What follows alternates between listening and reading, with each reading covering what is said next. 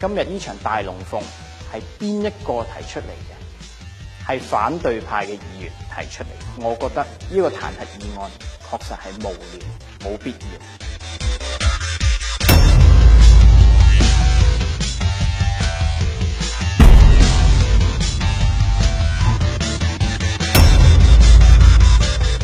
反對派喺未有足夠嘅事實證據之下，就隨意指控梁振英特首係嚴重違法同埋瀆職，呢個就係濫用咗我哋基本法賦予我哋嘅彈劾議案。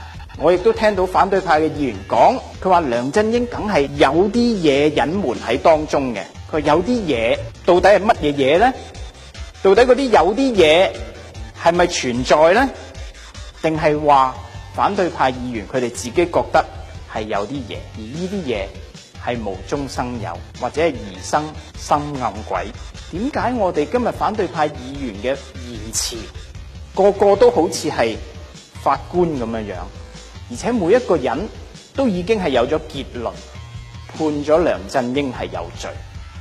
如果係咁樣樣，查同唔查，彈劾同唔彈劾，其實又有冇意思呢？我哋值唔值得用我哋嘅議會時間，用我哋嘅公帑去調查一個仲有2-3個禮拜就會離開我哋特區政府嘅特首？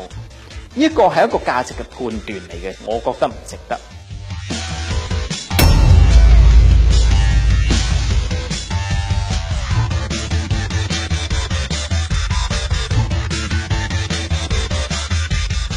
呢個鬧劇呢已經係上演咗1804集㗎啦。